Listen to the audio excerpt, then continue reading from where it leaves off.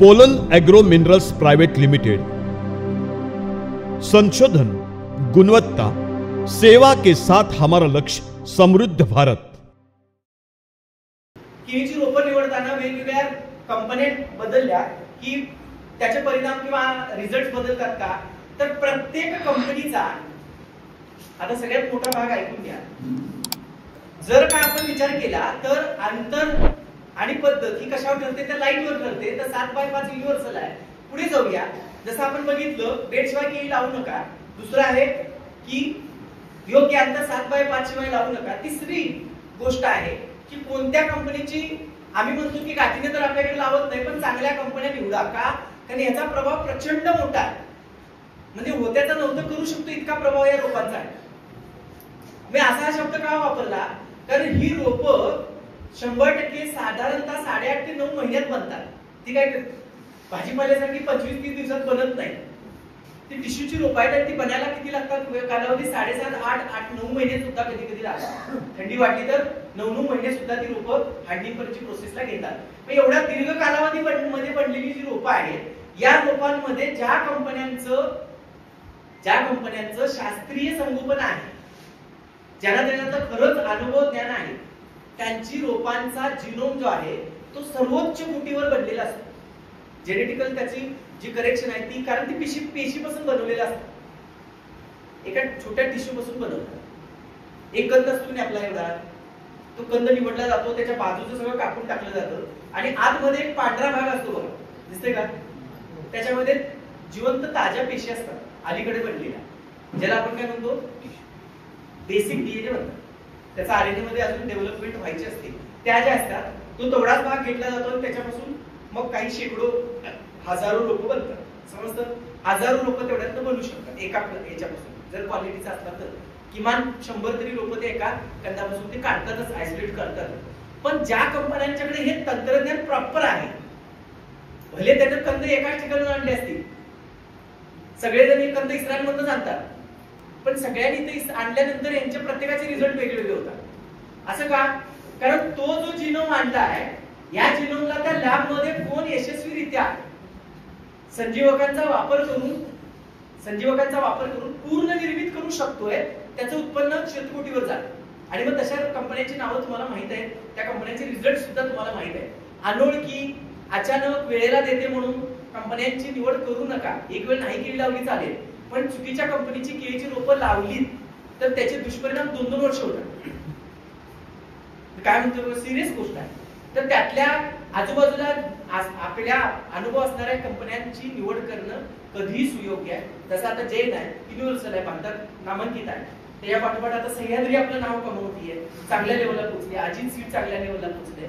अशा ज्या काही कंपन्यांची लिस्ट चांगल्या लेवलला बनली आहे, ज्यांनी 10, 15 वर्षापासून 40 वर्ष आपलं कार्य ह्या क्षेत्रात केले, अशा कंपनीची रोपं घेतली तर किमान आपल्याला शांती असते की रोपांमध्ये कुठे भेसळ किंवा फसवणूक होणार नाही।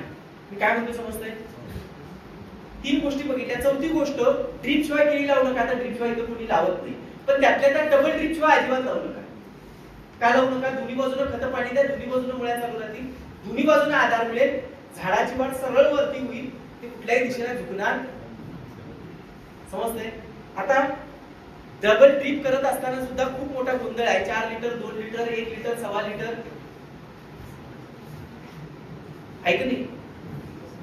सरळ स्वाभाविक गुणधर्म बघायचे। माती कण रचना जर का तुमच्याकडे 4 दिवसापेक्षा जास्त दिवस घात न येणारी जमीन असेल आणि 4 दिवस म्हणजे 1 दिवसात किंवा 2 दिवसाच्या आत घात येणारी जमीन असेल, म्हणजे अति हलकी आणि अति भारी, या 2 कंडिशनला मोठा ड्रिपर वापरायचा।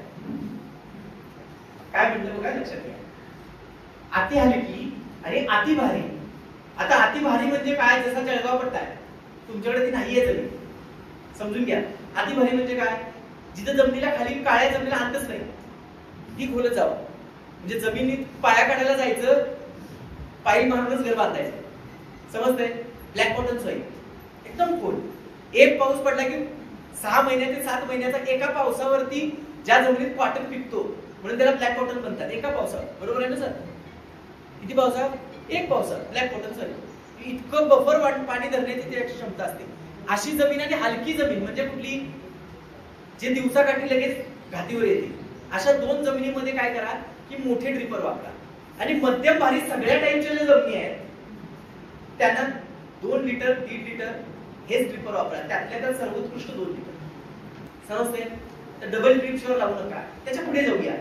तसं लावताना सुद्धा थोडं रबडी करून लावता आलं, एक अर्धा लिटर पाणी टाकून मातीची रबडी करून जर रोपं लावली तर वर्षाचं पीक आहे तर ती एकजीव होतात. का होतात? कारण पाणी आणि माती ज्यावेळी तुम्ही एकमेकात मिक्स करता, पाणी आणि माती ज्यावेळी एकत्र मिक्स करता त्यावेळी त्या मातीतली हवा बाहेर निघते. काय निघते? समजते ना तुम्हाला? तुम्ही पाणी आणि मातीत घातली की त्यातली हवा काय होते? निघून जाते.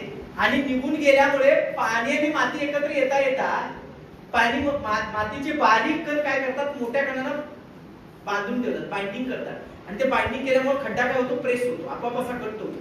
आणि तो घट्ट झाला की तो कोकोपीटावर प्रेशर टाकतो. प्रेशर टाकला की टेम्परेचर जनरेट होतो. मुळांवर प्रेशर पडून टेम्परेचर जनरेट झालं की मुळांवर चार्ज वाढतो, डोळे झोपलेले जागे होतात आणि परत मुळी चालू होते आणि रोप मरत नाही. ठीक आहे, तर रबडी करून लावा. एक त्यातलं अजून एक बेसिक सूचना. त्यानंतर यशस्वी व्हायचं असलं तर अजून काय? 5वा मुद्दा काय? 4 मुद्दे तर आपण बघितले. योग्य अंतर बघितलं, रोप कुठल्या कंपनीची पाहिजे, ड्रीप कल्चरच पाहिजे का बघितलं, ड्रीप बघितलं, त्यानंतर बेड बघितला. 5वा मुद्दा काय? वयानुसार अन्न व्यवस्थापन, ज्याचा जवळजवळ 34% प्रभाव आहे उत्पन्नावर. किती? 34%. सर्वात जास्त केळीमध्ये 34% प्रभाव अन्न व्यवस्थापनाचा आहे. आणि मग 34% म्हणजे छोटी अमाऊंट नाही आहे. तेजीमध्ये आणि मंदीमध्ये दोन्हीकडे जी सर्व्हाइव्ह करते ती हीच गोष्ट असते, क्वालिटी बरोबर क्वांटिटी. समजतं? पण त्याच्यासाठी वयानुसार अन्न व्यवस्थापनामध्ये काय? तर केळीची मी मगाशी सुरुवातीला सांगितलं की शरीरशास्त्राचा जर अभ्यास केला तर कोणत्या अवस्थेत शरीर कोणत्या गोष्टींची वृद्धी करते किंवा डेव्हलप करते, कोणती गोष्टी अवयव असतील, भाग असतील ते वाढवतं, हे जर आपल्याला माहित असेल तर त्या गोष्टी वाढण्यासाठी काय पाहिजे पिकाला ते आपल्याला कळतं. आणि मग आपल्याला त्याच्यावर अनुरूप काय करता येतं? अन्न व्यवस्थापन करता येतं. अशा जर विचार केला तर केळीमध्ये येणारी अवस्था काय? तर रोप लावल्यापासून पहिले 20 दिवस जेनेटिकल इम्प्रेशन टाइम, म्हणजे त्याच्या गोत्राचा विकास होण्याचा कालावधी. मल्टी एलिमेंटल काय आहे? मिक्सचर आहे. मल्टी एलिमेंटल म्हणजे भरपूर प्रकारचे विभिन्न असे एलिमेंट्स त्या जमिनीमध्ये एकत्रित आहेत. आणि ते जर मिळाले की मग पहिल्यांदा वनस्पती काय करते की त्या जमिनीला अॅनालाइज करून या जमिनीमध्ये कोणकोणते पोषण मूल्य आहेत त्यानुसार आपल्या जीन मध्ये काय करते? मॉडिफिकेशन करते. खात्यापित्या घरात मी जन्माला आलो असेल तर माझं सुपोषण होणार, आणि जर योग्य जर नाही मिळालं तर माझं कुपोषण होणार. बरोबर आहे की? आणि म्हणून पहिले 15 ते 20 दिवस वनस्पती काय करत असते? पहिल्या 15 ते 20 दिवसामध्ये जमिनीतील सगळ्या एलिमेंट्सचं अॅनालाइज करून आपल्या जीनोम मध्ये साठवत असते आणि त्याचं मॉडिफिकेशन करत असते. म्हणून पहिल्या 20 दिवसामध्ये आपल्याला काय करणं अपेक्षित आहे की त्याचा जीनोम हायर यील्ड साठी हायकोर करायचा आहे, म्हणजे उच्च प्रतीचा जीनोम करायचा आहे. म्हणून त्याला एन पासून सिलेनियम पर्यंत सगळे एलिमेंटची एक आळवणी द्यायची, म्हणजे 4 आळवण्या द्यायच्या, ज्याच्यामध्ये हे एन पी के पासून सिलेनियम पर्यंत जे 16-17 एलिमेंट आहेत हे त्याच्या मुळाशी दिले जातील. आणि ते दिले की त्याचा जीन जो आहे तो इम्प्रेस होईल. काय होईल? इम्प्रेस होईल. आणि तो इम्प्रेस झाला की तो काय करतो? आपलं जेनेटिकल मॉडिफिकेशन इम्प्रेस मोडला म्हणजे उच्च उत्पन्नाकडे करतो. कसं करतो? उच्च उत्पन्नाकडे करतो. आणि ते उच्च उत्पन्नाकडे जर त्याच्या जेनेटिकल इम्प्रेशन जर उच्च उत्पन्नाकडे गेलं तर त्याला सुपोषण म्हणतात. मग तिथून पुढे तो प्लांट जे दिल ते घेत असतो. मग जमिनीत साठलेलं सुद्धा घेतो आणि तुम्ही जे देता त्याला रिस्पॉन्स करतो. आणि त्याच ठिकाणी जर त्याचं कुपोषण झालं त्या प्रायमरी स्टेजला पहिल्या 20 दिवसात तर त्याचा जीन काय होतो? सप्रेस होतो. इम्प्रेस पेक्षा सप्रेस होतो आणि तो रिमॉडिफाय होतो. आणि रिमॉडिफाय होऊन काय करतो? आपल्या शरीराची वाढ तयार करण्यासाठी तयार होतो, पण उच्च उत्पन्नाची साठी तो तयार होत नाही. आणि त्याचा दुष्परिणाम काय? काही जरी दिलं तरी नंतर झाड वाढ करत नाही. म्हणून पहिले 20 दिवस एक फवारणी 4 आळवणी यासाठी घ्या. लय मोठा खर्च करू नका, किलोच द्या, पण त्याला हे सांगा की आमच्या जमिनीमध्ये सगळे एलिमेंट आहेत ज्याच्यातून काय होईल? त्याचा जीन इम्प्रेस होईल आणि इम्प्रेस झाला तर उच्च उत्पन्नासाठी तो तयार होईल. 20 दिवस ते 47 दिवस आधार देणाऱ्या मुळ्या वाढतात, ज्या मी मगाशी सांगितलं 11 फूट दूर जातात.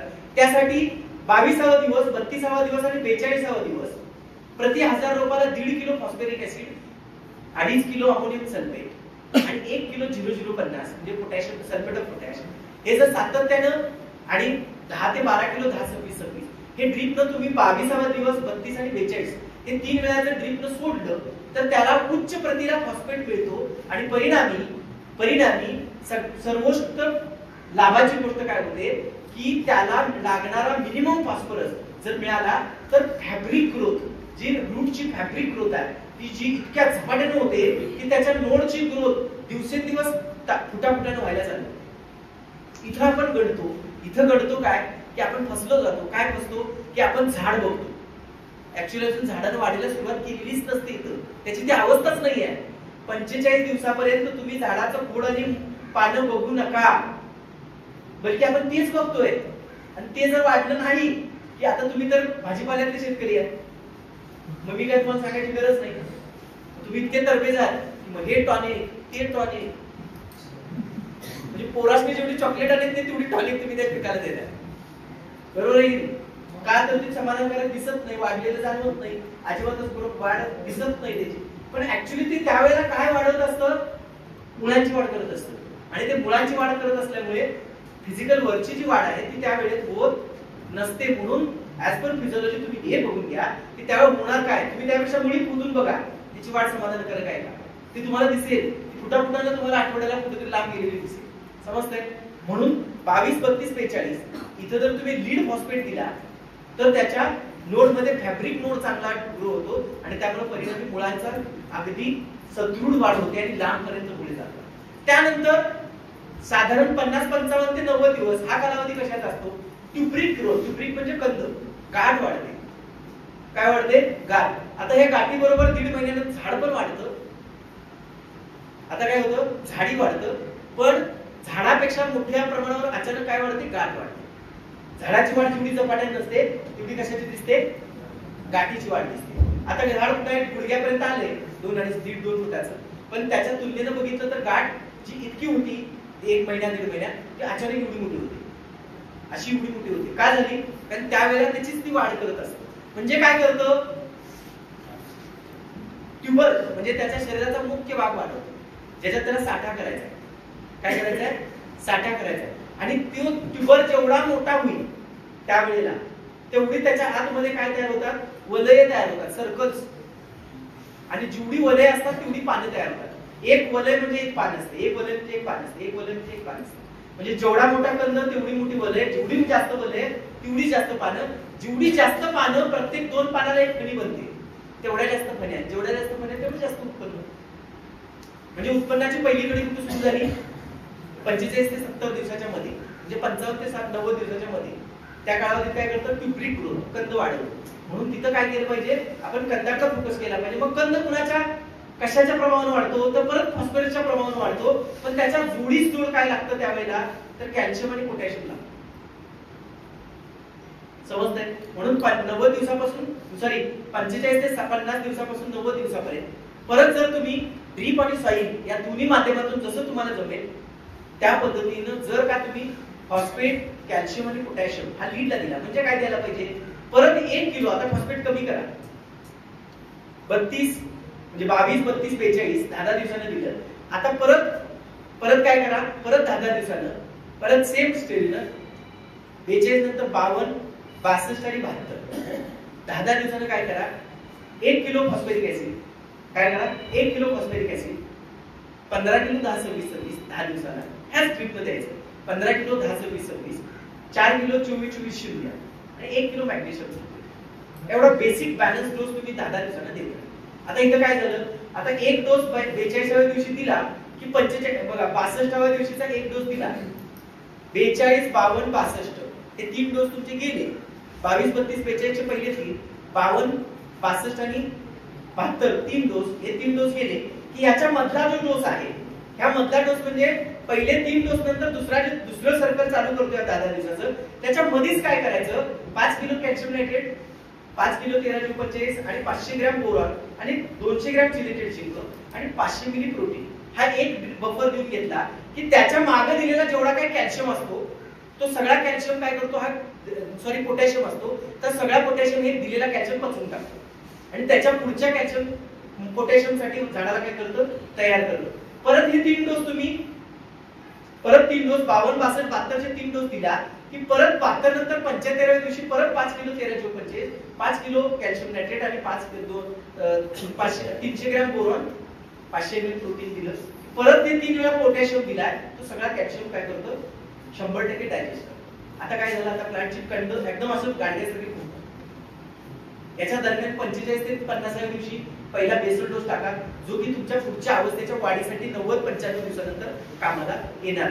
केळीमध्ये करावं कसं अन्न व्यवस्थापन, 3 बेसल डोस, पहिले 6 ड्रीप ऍप्लिकेशन आणि वेन झाल्यानंतरचे 7 ड्रीप ऍप्लिकेशन झाली, संपली केळी. याच्या पलीकडे केळीचा फार अभ्यास करायची गरज नाही.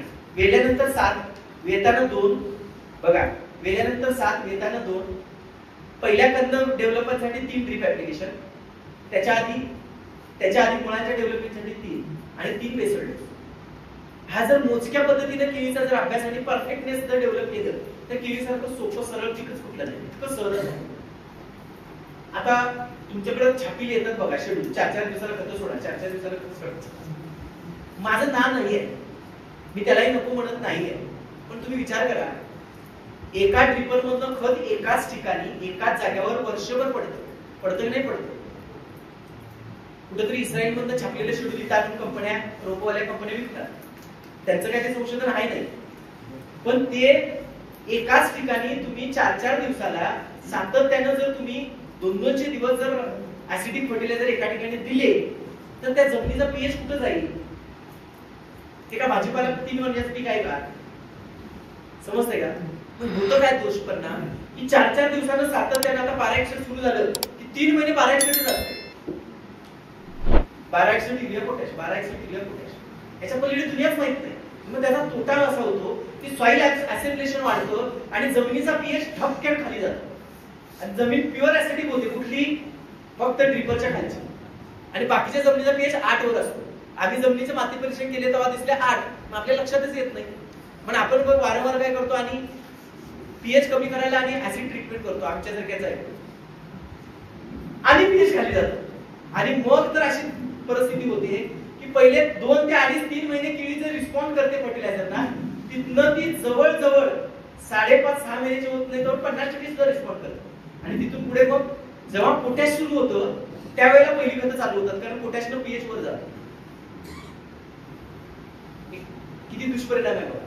म्हणून आम्ही काय म्हणतो की केळीसारखं पीक जर तुम्ही 5 रुपये 7 रुपये जरी आला तरी खर्च वजा जाता ₹1 ते ₹1.5 लाख सोडून जायला पाहिजे.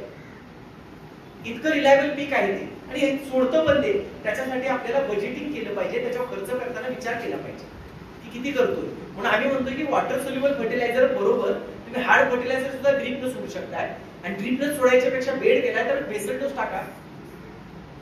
मध्यम प्रकारची, दीर्घ आणि स्लो, कमी वेळात, मध्यम वेळाने आणि अगदी दीर्घ वेळानं वेगवेगळी वेगवेगळी रूपांची खतं एकत्र करा, बेसल डोस द्या. याचा फायदा होईल, एक डोस टाकला की 2-2 महिने पिकाला रोज खायला मिळेल. पण खतांचे तुम्हाला मात्रा हे माहित पाहिजे, त्याचे काय म्हणतात गुणधर्म माहित पाहिजे. कोणतं खत कधी वेळात विरघळतं, किती वेळात लागतं, याचा अभ्यास करा. गुगलवर टाका आणि कुठं टाका, सगळं आहे त्याच्यामध्ये. त्याला रिलीज म्हणतो आपण, रिलीज किती दिवसात होतं समजतंय. त्याप्रमाणे जर बेसल डोस टाकले तर सहजपणे आपण 30-35 किलोची रास काय केळीमध्ये लय मोठं काम नाहीये, आणि विथ दर्जेदार काढता येते, काय अवघड गोष्ट नाही. पण 3 बेसल डोस कधी, 45 ते 60 दिवस पहिला, 100 ते 120 दिवसाला दुसरा, आणि 160 ते 180 दिवसाला तिसरा. कोणत्या शेतकऱ्यांसाठी, जे शेतकरी जून ते नोव्हेंबर केळी लावतात, जे शेतकरी जानेवारी ते एप्रिल केळी लावतात, त्यांच्यासाठी पहिला बेसल डोस 45, दुसरा 90 आणि तिसरा 140. कारण त्याची केळी 9 महिन्यात संपते, समजतं. या पद्धतीने जर खत व्यवस्थापन केलं तर निश्चितपणानं 34% प्रभाव असणारा जो भाग आहे तो 100% आपण यशस्वी राबवू शकतो, आणि मग उच्च उत्पन्नाकडे पोहोचणं काय अवघड नाहीये. तर 90 दिवसापर्यंत जसं बघितलं ट्युबरी ग्रोथ, 90 दिवस ते 180 दिवस यंग ग्रोथ स्टेज. यंग म्हणजे सगळ्या अवयवांचा विकास होतो, साठी भरतात आणि शरीराची वाढ होते. त्यानंतर येते प्रेग्नन्सी, प्रेग्नन्सी नंतर डिलिव्हरी आणि मग प्रीमॅच्युरिटी हार्वेस्टिंग. अशा अवस्थांमध्ये जर ज्या त्या वेळेला ज्या त्या पद्धतीची लागणारी एलिमेंटल व्हॅल्यू, ज्याला आपण अन्न पुरवठा म्हणतो, हे जर प्रॉपर पद्धतीने आपण शेतकऱ्यांनी केला तर 100% आपल्याला कधीही कोणतंही पीक नुकसान करत नसतं. आपल्याला फक्त ते कळत नाही. एकदा 1261 सोडायला लावलं की ते पोतं संपत तेच, एकदा 0.34 सोडलं पोतं संपत तेच, शेजाऱ्याला 0.34 सोडलं की मी सोडणार, त्याला रिझल्ट आले की मला यायला पाहिजे. पिकाची गरज मला माहित नाही, त्याला काय द्यायला लागतंय ते आमच्या आबांना पण शिकवलं नाही, आजारानं पण सांगितलं नाही, मला काही संबंध नाही. आता बघा, आता एवढं 5 मुद्दे आपण बघितले. 6 आणि 7वा मुद्दा काय? 6वा मुद्दा आहे की खोडवा व्यवस्थापन. यशस्वी केळी सूत्रामध्ये ज्याला खोडवा व्यवस्थापन कळलं तोच केळीमध्ये खूप दीर्घायुष्य असतं. आणि केळीसारखं सुख नाही बरं का, खूप चांगलं पीक आहे, खरंच आहे. म्हणजे डब्बा घेऊन जेवता येईल एवढं चांगलं पीक आहे. काय जेवल्यावर झोपता पण येते, निवांत झोप लागते, एसी न लावता झोपलं तरी चालतं. चला पुढे जाऊया.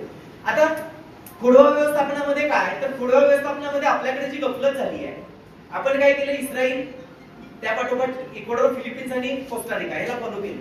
आता त्यांच्याकडे असणारं ऋतुचक्र आपल्याकडे असणाऱ्यात गडबड आहे.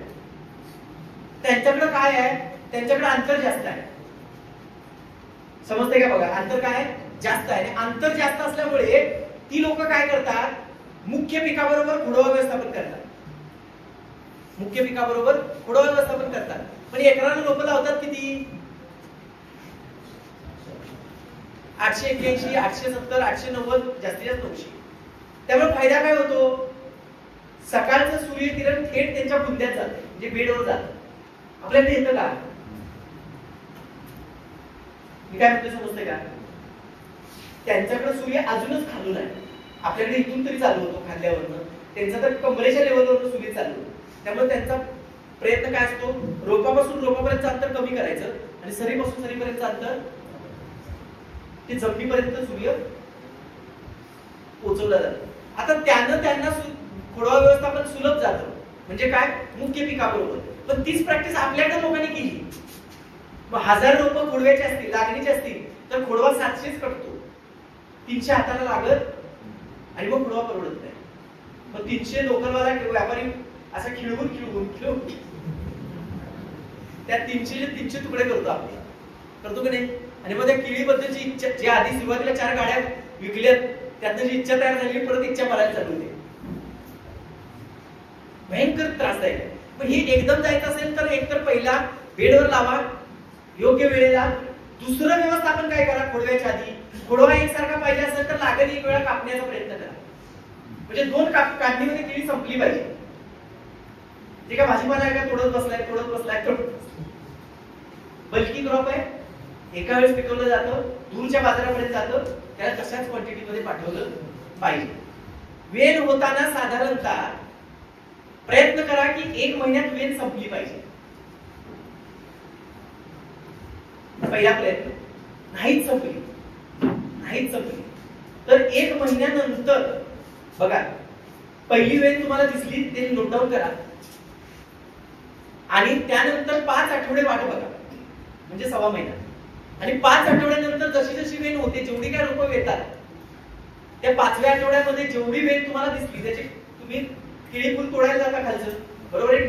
त्यांना सांगायचं की त्या जे काही घड आहे त्या घडांना जर इतरकडे 9 फण्या ठेवल्या असतील तर त्याच्या अजून 1 फणी कमी करा. म्हणजे फायदा काय झाला, 1 फणी कमी केल्यामुळे भले 15 दिवस लेट गेली आहे केळी, पण काढणीला ती 15 दिवस आधी येते. कारण तुम्ही काय केलं, त्याची फणी काय केली, कमी केली. त्यामुळे काढणी तुमची एक समान होईल. पण आता तुमच्या मनात शंका येईल, 1 फणी कमी केली तर वजन कमी होईल, असं काही होत नसते. तुम्ही 5 फण्या ठेवून बघा, 6 ठेवा, 7 ठेवा, 9.10 आणि 12 पण ठेवा. 5 फण्याचा घड काट्यावर ठेवायचा, 6चा ठेवायचा, 7चा, सगळ्या ऍव्हरेज मध्ये 1 किलोच्या फरकात असतात. बरं असं का, कारण ज्याला 12 फण्या ठेवले तुम्ही, त्या 12 फण्यामधल्या शेवटच्या फण्या बरोबर वरच्या फण्या परिपक्व झालेल्या असतात, म्हणजे पिकत नाही, पण त्या हलक्या होतात. का हलक्या झाल्या, त्याच्यात पाणी वर्ग झालं, एकदम हलकं होतं, म्हणजे वजन वाढत नाही, ते कमी होत तिथंच. समजतंय. त्यापेक्षा सगळ्याच वजनात जर माल काढायचा असेल तर मिनिममच फळं ठेवली पाहिजे. म्हणजे कमी वेळात काढायला येतील. म्हणजे किती? साधारण जून, जुलै, ऑगस्ट, सप्टेंबर, ऑक्टोबर जर केळी लावत असाल तर 180 फळं ठेवा. फळं ठेवायची, फण्या तुमचं तुम्ही मोजा, मी फण्या सांगत नाही, 180 फळं ठेवायची. ठीक. ऑक्टोबर, नोव्हेंबर, डिसेंबर केळी लावत असाल तर 210 फळं ठेवायची. किती ठेवायची? 210 फळं ठेवायची. आणि जर जानेवारी, फेब्रुवारी, मार्च, एप्रिल केळी लावत असाल, जानेवारी, फेब्रुवारी, मार्च, एप्रिल, तर 160 फळं ठेवायची.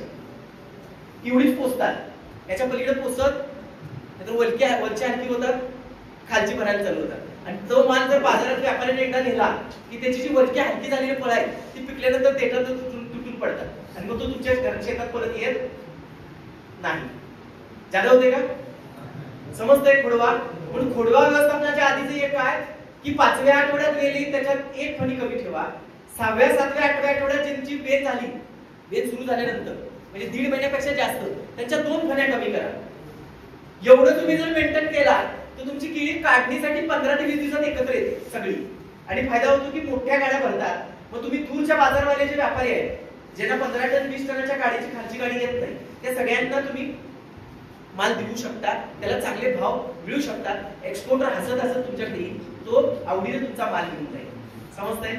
की जोपर्यंत आपण 100% म्हणजे 80% म्हणजे 800 हजारातल्या 800 लोकांचा माल काढत नाही तोपर्यंत पिल्ली कापायची थांबायचं नाही, पिल्ली कापत राहायचं. याला काय फायदा होतो? जर ह्या वेळेपर्यंत पिल्ली कापत राहिलं तर घडाचं परिपोषण होतं. परिपोषण म्हणजे काय? संपूर्ण पोषण होतं. तर 4 किलो पासून 7 किलो पर्यंत प्रति घडाचं वजन वाढतं. जे स्पर्धा तुमचं खोडवं करणार होतं ती आपण करू दिली नाही, त्यामुळे संपूर्ण पोषण कुणाला मिळालं?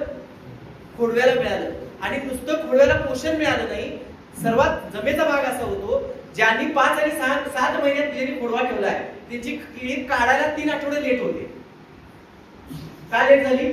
खोडव्याची स्पर्धा वाढते, गोष्ट कळते. आणि वजन पण घटलं, कारण कुणाची स्पर्धा वाढते? खोडव्याची स्पर्धा वाढते. म्हणून वजनही चांगलं घ्या, क्वालिटीही चांगली घ्या आणि स्पर्धाही न घेता कमी वेळात घ्या. त्यासाठी खोडवं 100% तुम्ही काय करा, 80% माल काढणीपर्यंत खोडवं कापत राहा. त्यानंतर 80% कापणी झाली म्हणजे काढणी झाली, मग खोडवं तुम्ही कापायचं बंद करा. मग नवं जुनं सगळं येते ते 15 दिवस ठेवा. माल संपला की त्याच्यातनं निवड करा. निवड केल्यानंतर तब्बल 1 महिना, काळी जमीन असेल तर 1 महिना पाणी बंद करा. खतं, पाणी, औषधं काही करायचं नाही, शांत राहायचं, तिकडे जायचंच नाही. 1 महिना तब्बल पाणी बंद झालं पाहिजे काळ्या जमीन. हलकी मुरमाड जमीन असेल तर 15 दिवस तरी किमान ते 10 ते 15 दिवस पाणी बंद झालं पाहिजे. हा कालावधी जोपर्यंत तुम्ही पाणी बंद करणार नाही, खतं पाणी बंद करणार नाही, तोपर्यंत त्याच्या जुन्या मुळ्या बंद पडत नाहीत. आणि जोपर्यंत जुन्या मुळ्या बंद पडत नाहीत तोपर्यंत जुन्या कंदाकडे जाणारा अन्न प्रवाह थांबत नाही. आणि तोपर्यंत जनरेशन रूट तयार होऊन ज्याला खोडवा म्हणतो, ज्याला आम्ही डॉटर म्हणतो, ती डॉटर जन्म घेतच नाही. समजते का? बघा, खोडवा म्हणजे कोण? डॉटर, पुढची पिढी. आणि आता आपण जे पिल्ली कापलेत ते कोण असतं? त्याला सिस्टर म्हणतात, म्हणजे ती बहीण. केळी स्त्रीलिंग आहे पण त्याची ती बहीण आहे. आणि ती काय असते? ती वर्षभरच येत असते. वेल्यानंतर आणि 2.5 महिन्यानंतर या 2 वेळेला ती जास्त जोमाने येतात. जास्त समजतंय तुम्हाला? 45 दिवस ते 75-90 दिवस.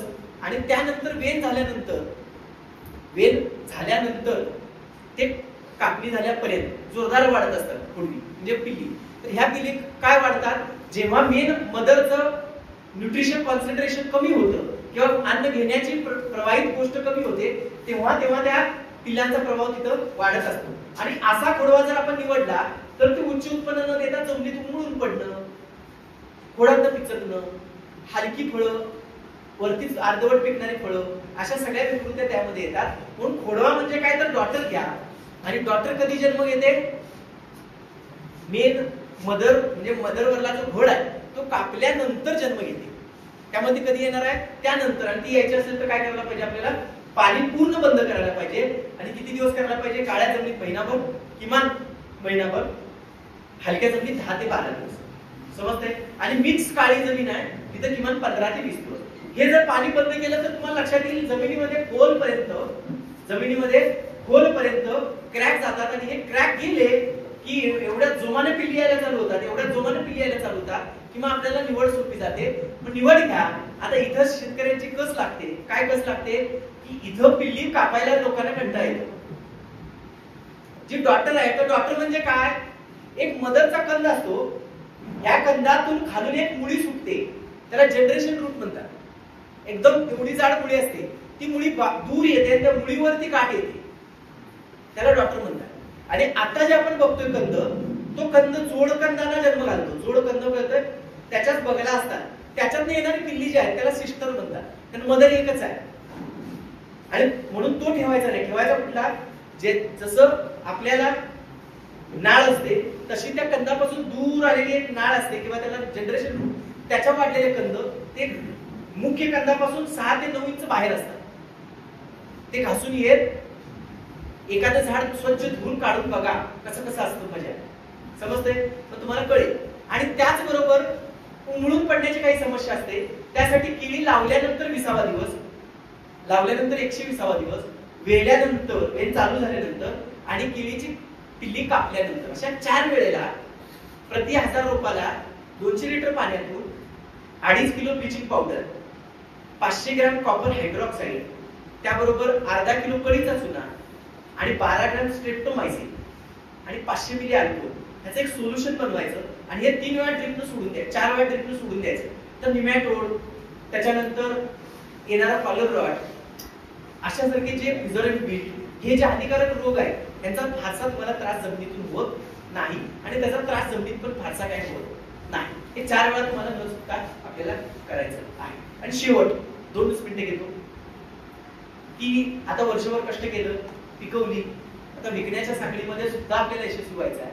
ज्याच्यामध्ये चिलिंग इंजुरी आली, त्या विकण्याच्या साखळीमध्ये कुठं कुठं बाधा येतात, तर एक येते चिलिंग इंजुरी, दुसरी येते लांबी, फळाला काय म्हणतात ते वादा म्हणतात ना, वादा, ज्याला आपण फळाची लांबी म्हणतो, बरोबर ना. बाजारात केळी लांब लचक, हे कुठून आलं लांब लांब लांब, हे तिकडून आले, परदेशात कुठून आले, तिकडून आले. लांब म्हणजे सुपेर, एकदम सुपर, मग त्याच्यामध्ये गोल्डन सुपर, प्लॅटिनियम, प्रीमियम अशा क्वालिटी असतात, एवढं मग तसे दर ठरतात. ठीक आहे. लांब लचक केळी, मग लांब लचक म्हणजे ती ज्या स्पर्धेला आपल्या देशात आहेत, देश आहेत त्यांची लांब आहे, म्हणून आम्हाला सुद्धा लांब केळीची अपेक्षा आहे. मग आता बाजारात तशी चालते तर तशी पिकवावी लागल. तर लांब लचक केळी आपल्याला बनवायची, मग काय काय केलं पाहिजे, मग त्याला लक्ष दिलं पाहिजे की वर्षभर शेतामध्ये मी जातो तर शेतामध्ये मी 2 पानातलं अंतर कायम बघत राहिलं पाहिजे. ज्यावेळेला नवीन पाने येत असतात त्यावेळेला जर का 2 पानातलं अंतर कमी झालं तर त्या दरम्यानच प्रेग्नन्सी मध्ये 2 फण्यामधलं अंतर सुद्धा कमी येते. मग बळ काय होते, जर तुमच्या खोडाची उंची 6 फूट असेल तर बळ 2.25 फुटाची असेल. खोडाची उंची 8 ते 9 फुटाची असेल तर तुमची बळ 3.5 पावणे 4 फुटापर्यंत जाते. इतकी समजते का बघा, समजते. जर तुमची बळ खोडच उंच नसेल तर मग बळ कशी लांब होईल, आणि मग बळ लांब नसेल तर 2 फणीतलं अंतर लांब पडेल का, नाही पडणार.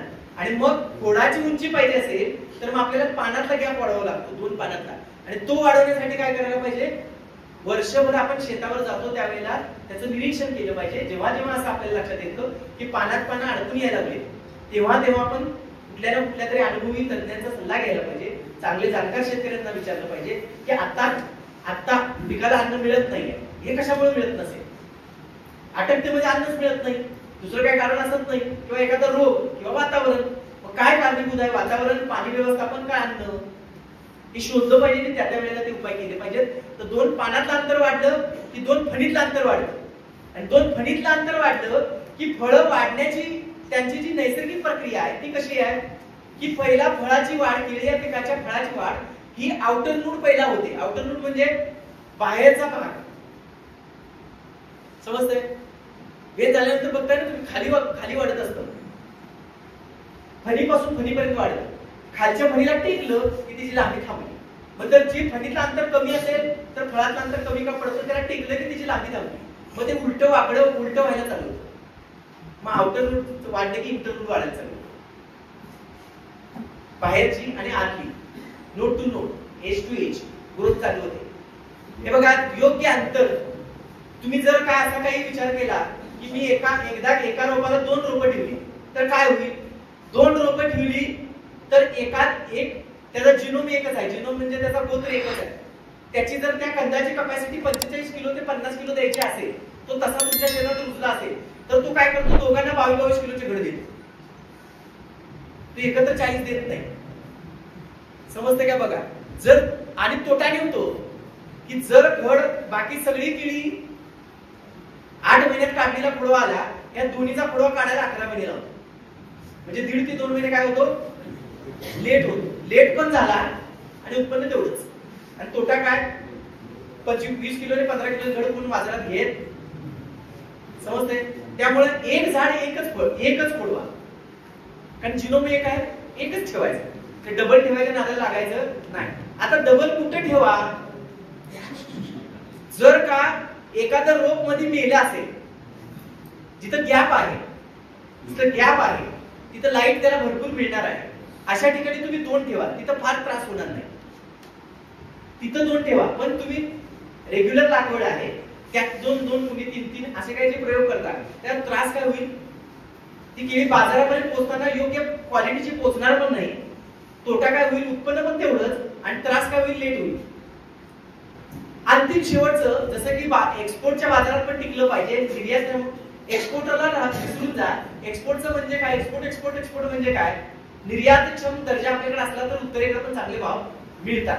आणि त्यासाठी आपल्याला अजून काय केलं पाहिजे, शेवटचा टप्पा, की आपल्याला न चुकता, तुम्ही नौके आहात, आता जर तुमचा ब्रँड तुम्हाला बाजारावर उठवायचा असेल तर इथंच तुम्ही स्वीकारलं पाहिजे की तुम्ही न चुकता फ्रूट केअर प्रोग्राम केला पाहिजे. फ्रूट केअर प्रोग्राम म्हणजे काय काय येतं, एक येतं बीआय म्हणजे बर्ड इंजेक्शन, दुसरे येते बीएस बंच स्प्रे, तिसरं काय येतं एफओआर म्हणजे काय, नटणारी घासणारी पानं जी एकमेकाला घासतात, ही एफओआर करणं म्हणजे काय करणं, जो भाग घासणारा किंवा अडकणारा फडफडणारा आहे तो स्वच्छ करणं, कापून काढणं आणि त्याला घासणारं वगैरे काही न ठेवणं.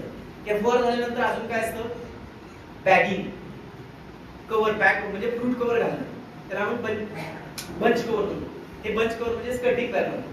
ह्या 4 गोष्टी न चुकता करायचे. फायदे तोटे दोन्ही आहेत.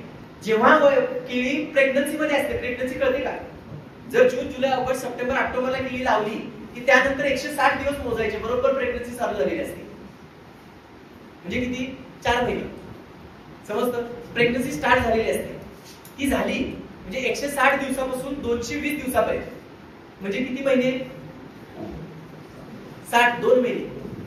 प्रत्येक 15 दिवसात एकदा ड्रीप मधून काय करायचं, 200 gram chelated zinc, 300 gram boron आणि 500 ग्रॅम प्रोटीन न चुकता प्रत्येक 15 दिवसातनं 4 ते 6 वेळा द्यायचं. एवढं द्या, जोड केल्याचा प्रश्न मिटून जातो, 0 होतो. तुम्ही जर तिथं त्याला जर झिंक आणि बोरॉन नाही दिलं, त्याला फर्टिलिटी म्हणतात, ती डेव्हलप होत नाही. ती डेव्हलप नाही झाली की केळं बनतात, पण ती फर्टिलिटी, तो हार्मोन्स नाही म्हटला, ते चिकटून जातात एकमेकाला आणि मग जुड केळं भरपूर निघतात आणि ते बदल्यात जातात. त्याचे काही पैसे मिळत नाहीत, तो व्यापारी धरत नाही, विकून देतो. समजतं.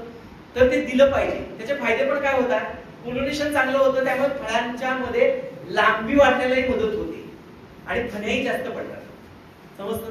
तर हे झिंक आणि बोरॉन हे तुम्हाला 160 दिवस ते 220 दिवस किमान 5 ते 6 वेळा 200 ग्रॅम दिलं गेलं.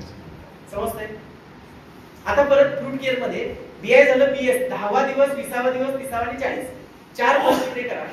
4 बंच स्प्रे केल्यानंतर त्याला कव्हर घाला आणि शांत राहा. आता हे केल्यानं फायदा काय होतो, जेव्हा जेव्हा आपण त्या बंच स्प्रे मधून काही ग्रोथ प्रमोटर आणि हार्मोन्स बरोबर वॉटर सोल्युबल देतो, म्हणजे मोनोपोटॅशियम फॉस्फेट देतो, त्याचा फायदा काय होतो की सुरुवातीच्या काळात फळ सुद्धा अन्न बनवण्याच्या प्रक्रियेत सहभाग घेतो. का तर ते जोपर्यंत हिरवा आहे तोपर्यंत त्याच्यामध्ये सेल मल्टिप्लिकेशन आणि फोटोफिल्मिंग प्रक्रिया दोन्ही चालू असते. आणि त्याचा फायदा काय होतो, वारंवार आपण त्या फळावरती फवारणी केल्या की सेल मल्टिप्लिकेशन रेट वाढतो आणि जर ग्रोथ रेग्युलेटर टाकले तर एलॉंगेशन रेट पण वाढतो. आणि त्यामुळे काय करतं, ते बफर स्टॉक करतं. बफर स्टॉक म्हणजे काय करतं, खोडामध्ये आणि फांद्यात म्हणजे मुळ्यांमध्ये असणारा स्टॉक काय करतं, वर्ग करून फळात घेतं. आणि त्यामुळे क्रमशः प्रति झाडाला 5 ते 7 किलो वजन वाढून मिळतं. मग आपण खर्च किती केला, 12,000, आणि 5 किलोनं जरी वजन वाढलं तरी आजच्या भावानं 10 रुपये दर झाले 50 रुपये मिळतात. म्हणजे आपल्याला 60,000 रुपये मिळतात 12,000च्या भावात आणि सुप्रीम क्वालिटी तयार होते, जी की व्यापारी आला की तुमच्या शेतातून बाहेर पडत नाही. समजतंय. त्यासाठी फ्रूट केअर प्रोग्राम सुद्धा व्यवस्थित तुम्ही केला पाहिजे. आता कोणाची शंका असते तर विचार. एक शेवटचं, पाणी किती द्यायचं तेवढं सांगतो. पाणी केळीच्या बाबतीत बघा, शांत डोक्याने ऐका. प्रत्येक पानाला 1 लिटर पाणी देत जा, वाढवत जा. आठवड्याला 1 पाणी येतं, 1 आठवड्याला 1 लिटर पाणी वाढवत जा. प्रत्येक पानाला 1 लिटर पाणी लागतं. म्हणजे 1 लिटर जमिनीत दिले की पानापर्यंत 200 मिली पोहोचते. समजतंय?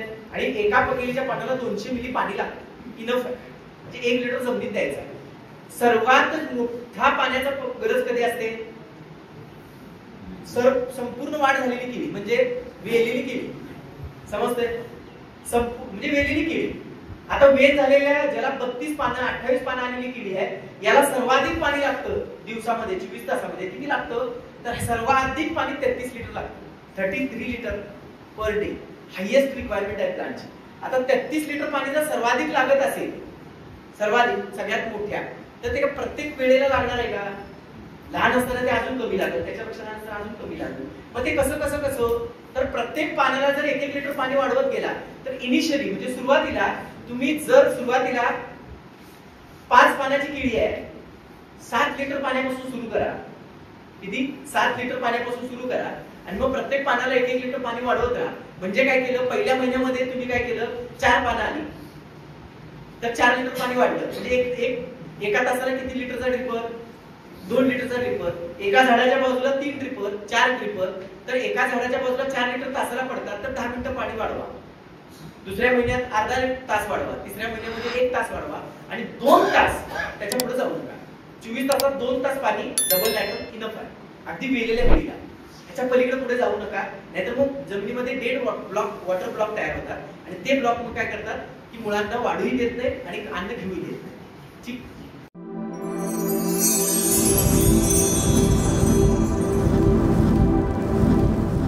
Pollen agro minerals private limited. संशोधन, गुणवत्ता, सेवा के साथ हमारा लक्ष्य समृद्ध भारत.